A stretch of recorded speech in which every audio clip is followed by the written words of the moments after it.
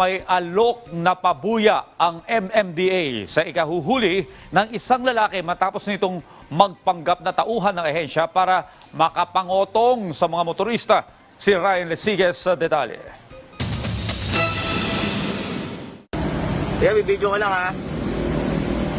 Viral ngayon ang kwento ng isang motorista na pinara ng nagpakilalang tauhan ng MMDA habang binabagtas ang kahabaan ng Osmeña Highway sa Makati City. Sa kwento ng motorista, pinara daw siya ng isang nakamotor dahil sa traffic violation na beating the red light.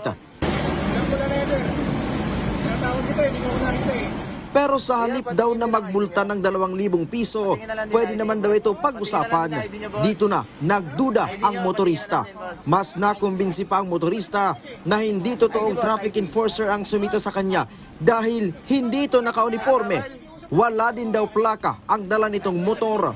Dito na hiningi ng motorista ang ID ng nagpakilalang traffic enforcer. Pero dahil walang maipakita, hinayaan na lang daw siya na makaalis. Kuya, patingin din ang ID nyo. Patingin na lang din ang ID nyo, boss. Patingin na lang din ang ID nyo, boss. Ano? ID nyo, patingin na lang din, boss. ID.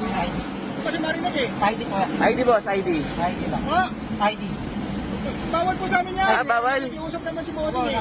Ang video nakarating na sa pamunuan ng MMDA at batay sa kanilang investigasyon, lumalabas na hindi nila ito tauhan. Sabi ni MMDA Chairman Attorney Romando Artes, hinahanap na nila ang lalaking ito bagamat hindi pa nila tukoy ang pagkakakilanlan nito. Magbibigay ang MMDA ng pabuya para mabilis na mahanap ang lalaking nagpanggap na tauhan ng MMDA para mangotong. Desidido din ng MMDA na sampahan ito ng kasong kriminal. Kaya po ako ay nananawagan sa ating po mga kababayan. Ipopost po namin itong picture na ito at video sa aming social media page.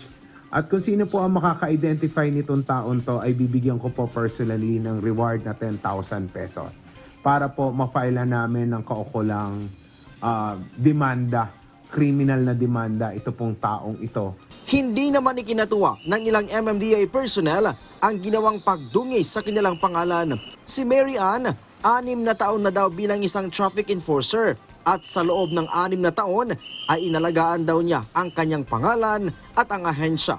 Kung kaya't masakit para sa kanya na nadadamay sila sa masamang gawain ng isang tinawag niyang huwad o nagpapanggap na MMDA personnel para sa kanilang pansariling kapakanan.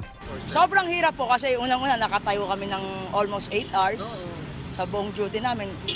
Tapos ganun yung mapapalitaan namin na may gumagaya sa amin na gagawa lang ng katiwalian. Nasisira, hindi lang po yung kami bilang enforcer na nasisira, yung pangalan ng ahensya ng MMDA yung nasisira. Yun po yun eh. Insulto ba yan para sa inyo? Insulto po yun, malaking insulto. Hindi po kasi maganda kung tutuusin.